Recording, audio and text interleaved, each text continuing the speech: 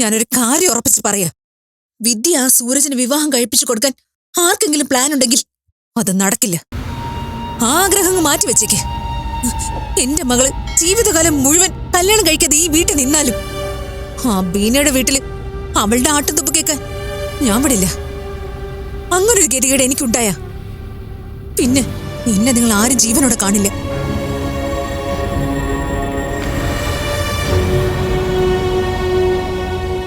അമ്മ അവള് പറഞ്ഞൊന്നും കാര്യമാക്കണ്ട. അവളാകെ വിഷമത്തിലാ.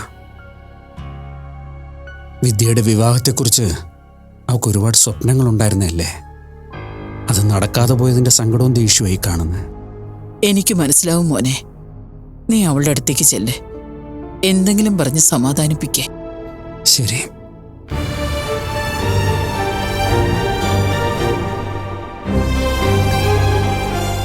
എന്റെ ഭഗവാനെ.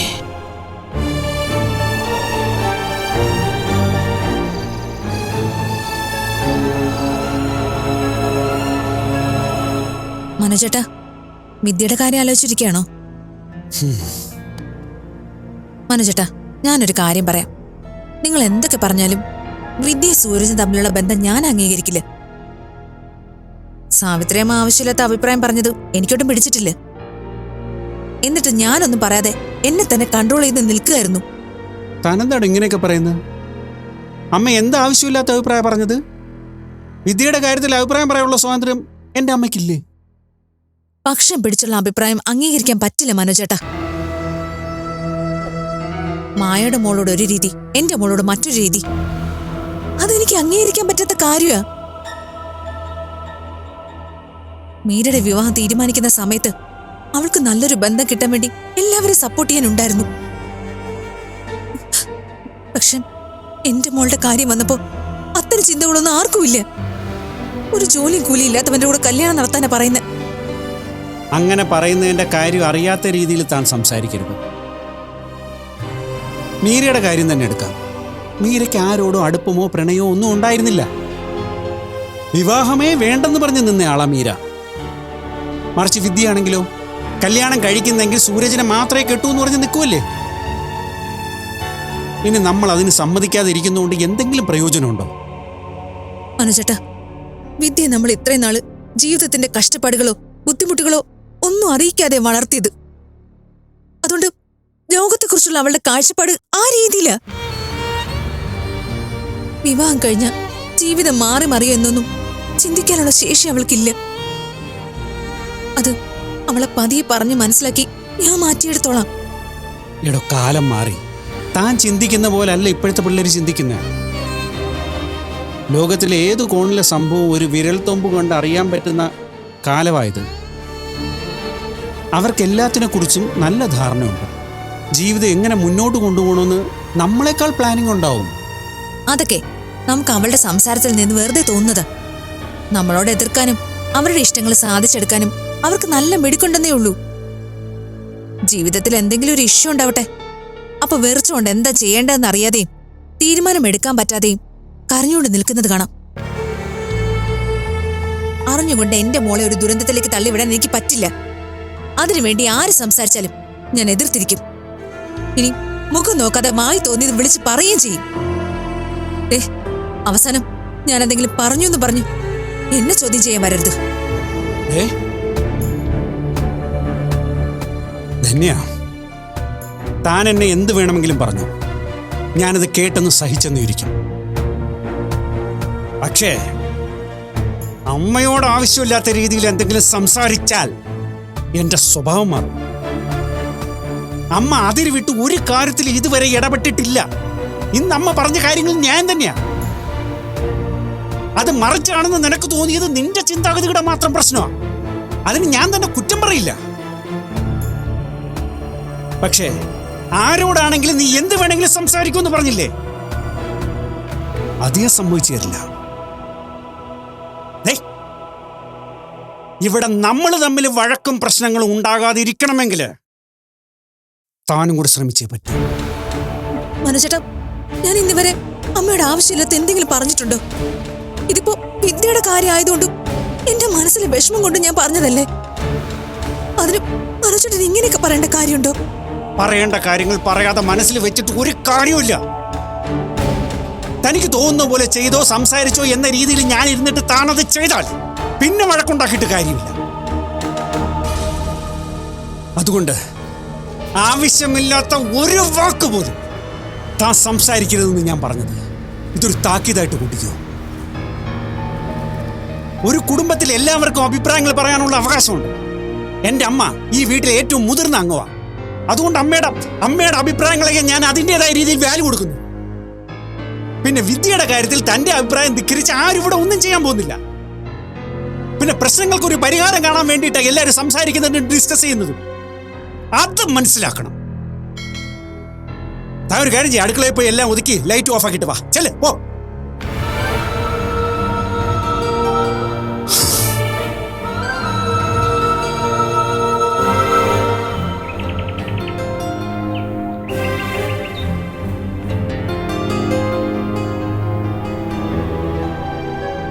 ആദർശേട്ടാ, ചായ. സൈറ്റിലെ കാര്യം ഓർത്താണോ ഇരിക്കുന്നത്? അതുകൊണ്ട്. പക്ഷെ ഞാനിപ്പോൾ മറ്റൊരു കാര്യത്തെക്കുറിച്ച് ആലോചിച്ചിട്ടിരിക്കുന്നത്. അതെന്താ? അത് അബിയുടെ കാര്യമാണ്. അബിക്ക് കമ്പനിയെക്കുറിച്ചോ കമ്പനിയുടെ കാര്യങ്ങൾ മാനേജ് ചെയ്യുന്നതിനെക്കുറിച്ചോ ഒന്നും അറിയില്ല. കുറച്ചു ദിവസം ഓഫീസിൽ കാണിച്ചു കൂട്ടിയ കാര്യങ്ങളിൽ നിന്ന് അത് വ്യക്തമാണ്. പക്ഷേ ഇപ്പോൾ അബി ഓരോ കാര്യങ്ങളും വളരെ പ്രൊഫഷണലായിട്ടാണ് ചെയ്യുന്നത്. ഇത്ര പെട്ടെന്ന് അതെങ്ങനെ സാധിച്ചു എന്ന് എത്ര ആലോചിച്ചിട്ട് എനിക്ക് മനസ്സിലാവുന്നില്ല. അതൊക്കെ അഭിചേച്ചി പെട്ടെന്ന് പഠിച്ചെടുത്തതായിരിക്കും. ഒരു സിറ്റുവേഷൻ വന്നാൽ അതുമായിട്ട് പെട്ടെന്ന് പൊരുത്തപ്പെടാനും അവിടെ നിന്ന് സർവൈവ് ചെയ്യാനും സ്ത്രീകൾക്ക് പ്രത്യേക ഒരു കഴിവുണ്ട്. അത് ഈശ്വരൻ നൽകിയിരിക്കുന്ന കഴിവാ. പിന്നെ അഭിചേച്ചി ആദർശേട്ടന്റെ അമ്മയുടെ അച്ഛന്റെ മകളല്ലേ? ആ ഒരു ഗുണം ഉണ്ടാവുമല്ലോ.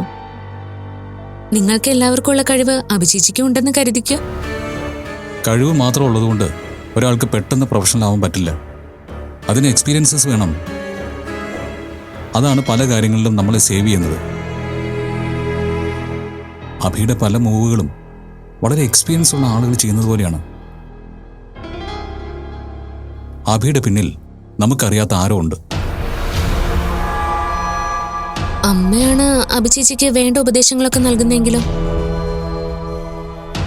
ഞാൻ ആ വഴിക്ക് ചിന്തിച്ചു. പക്ഷെ അമ്മയല്ല. അമ്മയുടെ രീതികൾ ഇങ്ങനെയല്ല. അമ്മ ഒരിക്കലും മറ്റ് കമ്പനികളുടെ നീക്കത്തെക്കുറിച്ച് ചിന്തിക്കില്ല. അവരെ തോൽപ്പിക്കാൻ ഒന്നും ചെയ്യില്ല. പക്ഷെ അഭി അങ്ങനെയല്ല. അതാണ് എൻ്റെ സംശയം. അത് ശരിയായിരിക്കും. കാരണം നമ്മുടെ കമ്പനിക്കെതിരെ അഭിചേച്ചിയെ ഒന്നും ചെയ്യാൻ അമ്മ സമ്മതിക്കില്ല. അതെ, ഇത് മറ്റാരോ ആണ്. അത്യാവശ്യം പ്രൂക്ഡായിട്ട് ചിന്തിക്കുന്ന ആരോ.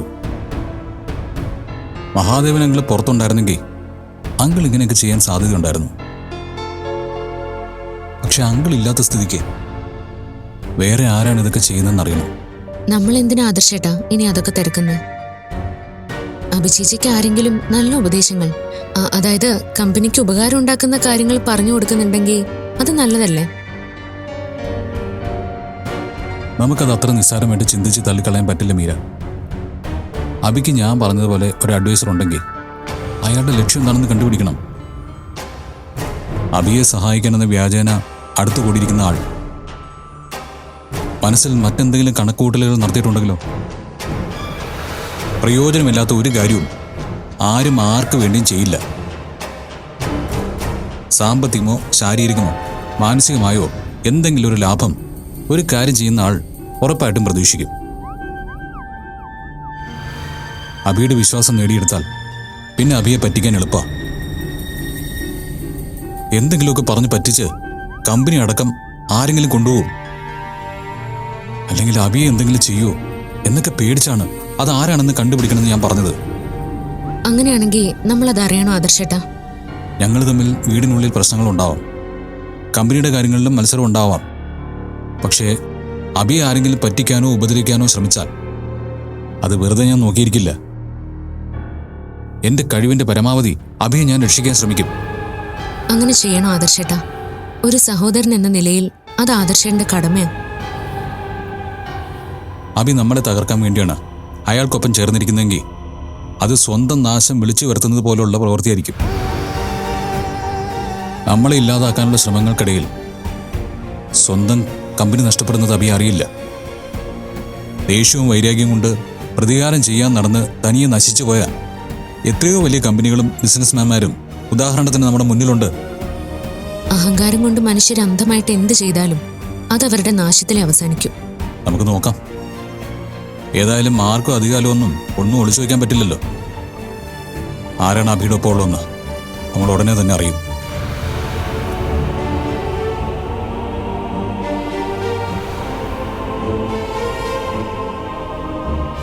ഞാൻ വിദ്യയോട് സംസാരിച്ചു ഹരി. അവളുടെ തീരുമാനത്തിൽ മാറ്റമില്ല. അവൾ ആ തീരുമാനത്തിൽ തന്നെ ഉറച്ചു നിൽക്കുക. ഞാൻ സൂരജനോടും സംസാരിച്ചിരുന്നു. സൂരജന്റെ തീരുമാനത്തിലും മാറ്റം ഉണ്ടാവും തോന്നുന്നില്ല.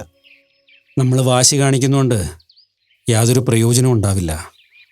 അത് കുട്ടികൾക്ക് കൂടുതൽ വാശിയും ദേഷ്യവും ഉണ്ടാക്കുമെന്നാണ് എനിക്ക് തോന്നുന്നത്. അതെ, ഇനിയിപ്പോൾ എന്താ ഒരു വഴി? ഒരു വഴിയേ ഉള്ളൂ. ജീവിതം അവരുടെയാ, ജീവിക്കേണ്ടതും അവർ തന്നെ. അതുകൊണ്ട് അവരുടെ തീരുമാനത്തിനൊപ്പം നിൽക്കുന്നതാ ബുദ്ധി. പക്ഷേ ധന്യം ബീനി ഇതിന് സമ്മതിക്കും തോന്നുന്നുണ്ടോ? ധന്യയുടെ ഭാഗത്ത് നിന്ന് അനുകൂലമായൊരു തീരുമാനം ഉണ്ടാകാനുള്ള സാധ്യത തീരെ കുറവാ. ബീനയുടെ കാര്യത്തിലും അത് തന്നെ അവസ്ഥ. പക്ഷേ വിവാഹം നടക്കണമെങ്കിൽ ഇവര് രണ്ടുപേരും സമ്മതിച്ചാലേ മതിയാകൂ. അതെ, അതിനെന്നെ സഹായിക്കേണ്ടത് ഹരിയാ. ഹരി എനിക്കൊപ്പം നിന്നാൽ നമുക്ക് ഈ വിവാഹം നടത്താൻ സാധിക്കുമെന്ന് തന്നെ എൻ്റെ വിശ്വാസം. ഞാൻ എന്തിനും മനോജിനൊപ്പം തന്നെ കാണും. പിന്നെ ഈ കാര്യം ഞാൻ പറയാതെ തന്നെ അറിയാമല്ലോ. സൂരജിന്റെ കാര്യത്തിൽ എല്ലാ തീരുമാനവും ബീനയുടെ മാത്രമാണ്.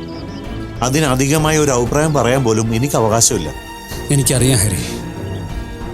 സത്യം പറഞ്ഞാൽ ഇങ്ങനൊരു വിവാഹം നടത്താൻ എനിക്ക് താല്പര്യം ഉണ്ടായിട്ടല്ല. വിദ്യയുടെ ഭാവിയെക്കുറിച്ച് എനിക്ക് ഒരുപാട് പ്രതീക്ഷകളുണ്ടായിരുന്നു. അവൾ വിവാഹം കഴിക്കുന്ന ആളെയും കുടുംബത്തെപ്പറ്റിയും ഞാനും ഒരുപാട് പ്രതീക്ഷകൾ വെച്ചിരുന്നു. പക്ഷേ എൻ്റെ താല്പര്യത്തെക്കാളും ഇഷ്ടത്തെക്കാളും വലുത് വിദ്യയുടെ തീരുമാനം തന്നെ.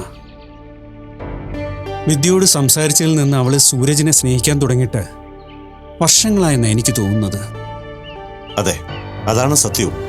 ഇത്രയും നാൾ അവൾ കണ്ട സ്വപ്നങ്ങൾ തല്ലിക്കെടുത്തി അവളെ ഞാൻ മറ്റൊരു ജീവിതത്തിലേക്ക് പറഞ്ഞു വിട്ടാൽ അതിൽ സന്തോഷം ഉണ്ടാവുമെന്ന് എനിക്ക് ഉറപ്പില്ല. അതെ, അത് ശരിയാണ്.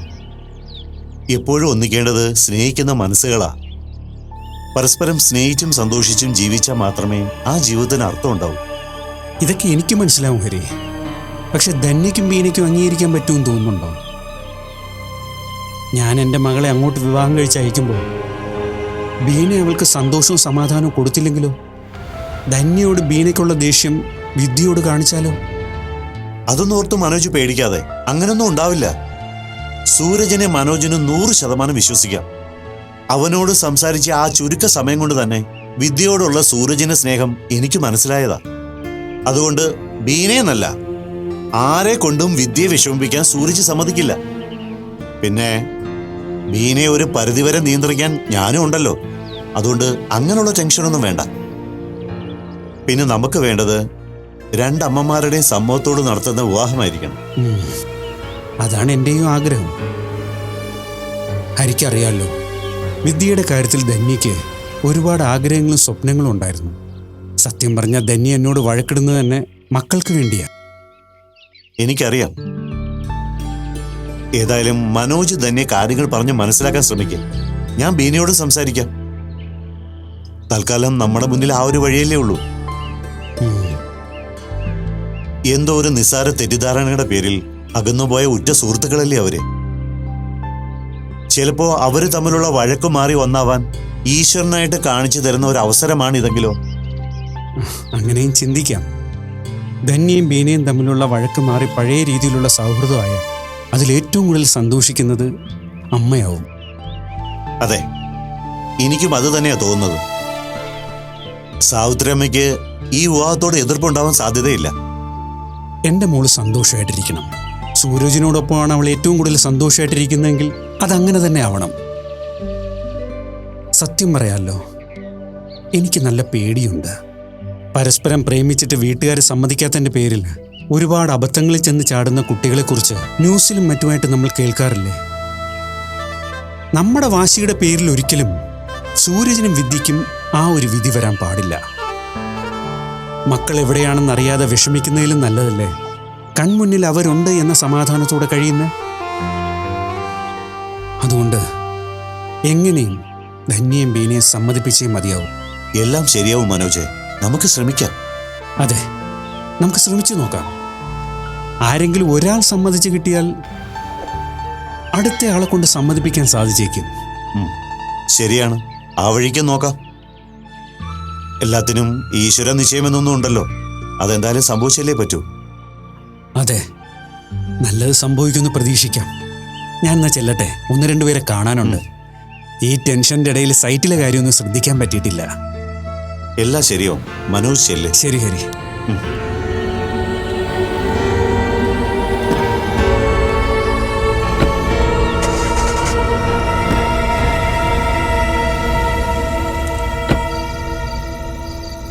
ഞാൻ ഹരിയോട് സംസാരിച്ചു. ബീനെ എത്രയൊക്കെ ശ്രമിച്ചിട്ടും സൂരജ് പിന്മാറുന്ന ലക്ഷണമില്ലെന്നാ ഹരി പറഞ്ഞത്. അതൊക്കെ അവരമ്മയും മകനും ഒന്നിച്ചുള്ള പ്ലാനിങ്. എത്രയോ വർഷങ്ങളായി രണ്ടുപേരും കൂടി ഹരിയെ പറ്റിക്കുന്നു. നിങ്ങൾക്കാർക്കും ബീനയെ ശരിക്കും അറിയാഞ്ഞിട്ട്. അതൊക്കെ ധന്യയുടെ തോന്നലാണ്. ധന്യ പറയുന്ന പോലെ തന്നെയാണ് അവിടെ ബീന പറയുന്നതും. നിങ്ങൾ രണ്ടുപേരും വലിയ സുഹൃത്തുക്കളായിരുന്നില്ലേ? അടുത്ത സുഹൃത്തുക്കൾ ശത്രുക്കളായ അത് വലിയ കുഴപ്പമുണ്ടാക്കും. കാരണം പരസ്പരം എല്ലാ രഹസ്യങ്ങളും അവർക്കറിയാമായിരിക്കുമല്ലോ. എനിക്കങ്ങനെ പേടിക്കാനൊന്നുമില്ല. കാരണം ആരെ ഒളിച്ചു വെക്കേണ്ട ഒരു രഹസ്യങ്ങളും എനിക്കില്ല. എന്റെ ജീവിതം ഒരു തുറന്ന പുസ്തകം പോലെ തന്നെയാ. അതായിക്കോട്ടെ. ഇവിടെ ഇപ്പൊ ധന്യയും ബീനയും തമ്മിലുള്ള പ്രശ്നങ്ങളല്ലാതെ വിദ്യയും സൂരജും തമ്മിലുള്ള ബന്ധത്തിന് വേറെ തടസ്സങ്ങളൊന്നുമില്ല. അതെന്താ മനോജേട്ടൻ അങ്ങനെ പറഞ്ഞത്? അപ്പോ നിങ്ങൾ അവനെ സ്റ്റേഷനിൽ നിന്ന് ജാമ്യത്തിലെടുത്തതും അവൻ കാണിച്ചിരുന്ന കൊള്ളരുതായ്മകളും എല്ലാം മറന്നോ? ഒന്നും മറന്നിട്ടല്ല ധന്യേ. വിദ്യയുടെ വാശി നീ കണ്ടില്ലേ? നമ്മളോ അതേ വാശിയിൽ തന്നെ ഇരുന്നാൽ ഇത് എവിടെ ചെന്ന് അവസാനിക്കും? ഇതിനൊരു തീരുമാനം വേണ്ടേ? അതുകൊണ്ട് അവള് പറയുന്നത് അങ്ങനെ സമ്മതിച്ചു കൊടുക്കണോ? അതൊന്നും നടക്കില്ല മനോജേട്ടാ. കുട്ടികൾ വിവരമില്ലാത്ത പ്രായത്തില് പലതും പറയും. കുഞ്ഞായിരിക്കുമ്പോ കത്തുന്ന നിലവിളിക്കിലെ തിരിയിൽ പിടിക്കാൻ ഓടിച്ചില്ലേ? അതിന് വാശി പിടിച്ച് കരയില്ലേ? നമ്മളപ്പോ എടുത്തു മാറ്റി അവരുടെ ശ്രദ്ധ തിരിച്ച് കരച്ചിൽ മാറ്റും. എന്നിട്ടും നമ്മൾ കാണാതെ എപ്പോഴെങ്കിലും പോയി കൈ പൊള്ളിച്ച മരുന്ന് വെച്ചെങ്കിലും അത് മാറ്റാം. പക്ഷെ ഇതങ്ങനെയാണോ? ഒരു വിവാഹം തകർന്ന അതോടെ അവളുടെ ജീവിതം തന്നെ തകരും. പിന്നെ നാട്ടുകാർ പഴി പറയുന്നത് കേട്ട് ജീവിക്കേണ്ടി വരും. എന്തിനാ വെറുതെ ആവശ്യമില്ലാത്ത ആലോചനകൾക്ക് തുടക്കം കുറിക്കുന്നത്? പിള്ളേരുടെ മനസ്സാ തന്നെ. പ്രണയിക്കുന്ന സമയത്ത് അവർ മറ്റൊരു ലോകത്താ. അവിടെ നിന്ന് അവരെന്തൊക്കെ തീരുമാനിക്കുമെന്ന് നമുക്ക് പറയാൻ പറ്റില്ലല്ലോ. അതെ. പിന്നെ സൂരജിന്റെ കാര്യത്തിൽ ഹരി പറയുന്നത് അവന്റെ സ്വഭാവത്തിൽ ഒരുപാട് വ്യത്യാസങ്ങളുണ്ടെന്നാ. എന്ത് വ്യത്യാസം? കുറച്ചു നാൾ എല്ലാവരുടെയും കണ്ണിൽ പൊടിയിടാനായിട്ട് അവൻ നല്ല പിള്ള നടിക്കുന്നതായിരിക്കും. കല്യാണം കഴിഞ്ഞതിന് ശേഷം അവൻ തനി സ്വഭാവം പുറത്തെടുത്താലോ? അപ്പൊ അനുഭവിക്കേണ്ടി വരുന്നത് നമ്മുടെ മോള് മാത്രമായിരിക്കില്ലേ? ആ സമയത്ത് നമ്മൾ ആരോട് പോയി ചോദിക്കും? ചോദിച്ചാൽ തന്നെ ഇപ്പൊ ഉപദേശിക്കാൻ നടക്കുന്നവര് കൈമലർത്തി കാണിച്ചിട്ട് എന്ത് ചെയ്യാനാ? മനുഷ്യന്റെ സ്വഭാവമല്ലേ, എപ്പോ എങ്ങനെ മാറുമെന്ന് ഈശ്വരന് പോലും അറിയാൻ കഴിയില്ലെന്ന് പറയും. ന്യായം പറയാൻ 100 പേര് കാണും മനോജേട്ടാ. അനുഭവിക്കാൻ നമ്മൾ മാത്രമേ കാണൂ. വിദ്യക്ക് ഇത് തന്നെ മതിയെന്നല്ലേ പറയുന്നത്? നമ്മൾ അവരെ പിടിച്ചു നിർത്തിയാൽ നാളെ ഒരു മാറ്റം ഉണ്ടാവുമെന്ന് തനിക്ക് തോന്നുന്നുണ്ടോ? ഉണ്ട്. കാലം മാറ്റാത്ത കാര്യങ്ങളൊന്നുമില്ല. ഇവളിപ്പോ എത്രയൊക്കെ ബലം പിടിച്ചാലും വിദ്യയുടെ മനസ്സിൽ തട്ടുന്ന രീതിയിൽ എന്തെങ്കിലും ഒരു കൊള്ളരുതായ്മ അവൻ ചെയ്യുന്നതോടെ വിദ്യ അവനെ വെറുക്കാനും മറക്കാനും തുടങ്ങും. അതിനൊന്നും അധിക സമയമൊന്നും വേണ്ടി വരില്ല. ഒരു മനുഷ്യന് അധിക കാലമൊന്നും സ്വന്തം സ്വഭാവം മറച്ചു വെക്കാനൊന്നും പറ്റില്ല. അനുകൂല സാഹചര്യങ്ങൾ ഉണ്ടാവുമ്പോ അതെങ്ങനെയായാലും പുറത്തു വരും. അതോടെ എല്ലാം കൈവിട്ടും പോവും. അങ്ങനെ സംഭവിച്ചില്ലെങ്കിലോ? സംഭവിക്കും അമ്മേ, അതെനിക്ക് ഉറപ്പാ. അത്ര ഉറപ്പൊന്നും വേണ്ട തന്നെ. കാട്ടിലൂടെ നടന്നു വരുന്നവരെ പിടിച്ചു പറിച്ച് ജീവിക്കുന്ന രത്നാകരനാണ് ആദികാവ്യം എഴുതിയ വാൽമീകിയായി തീർന്നത്. ഒരാളുടെ സ്വഭാവം മാറാൻ ഒരുപാട് നാളൊന്നും വേണ്ട. മനസ്സിൽ തട്ടുന്ന ഒരു കാരണം ഉണ്ടായാൽ മാത്രം മതി. സൂരജിന്റെ സ്വഭാവം യഥാർത്ഥത്തിൽ മാറിയെന്ന് തന്നെ എനിക്ക് തോന്നുന്നത്. വെറുതെ ഒരു തോന്നലല്ലേ ഉള്ളൂ, അല്ലാതെ ഉറപ്പൊന്നുമില്ലല്ലോ. നമുക്കൊരു പരിചയമില്ലാത്ത ഒരാൾക്ക് മകളെ വിവാഹം കഴിച്ചു കൊടുക്കുമ്പോൾ അയാളുടെ സ്വഭാവത്തിൽ എന്തുറപ്പാണുള്ളത്?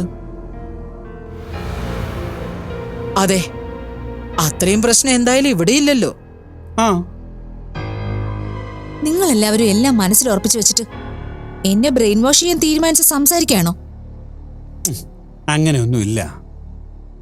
ഈ പ്രശ്നം ഇങ്ങനെ നീട്ടിക്കൊണ്ടുപോകാതെ ഒരു പരിഹാരം ഉണ്ടാവണം. അതിനാ ഞാൻ ശ്രമിക്കുന്നത്. ഞാനൊന്ന് ആലോചിക്കട്ടെ. മനോജേട്ടനും അമ്മയ്ക്കും ഒക്കെ ടെൻഷൻ ആവാതെ ഇതിനൊരു പരിഹാരം ഉണ്ടാക്കാൻ പറ്റിയാലോ? എങ്ങനെയാ?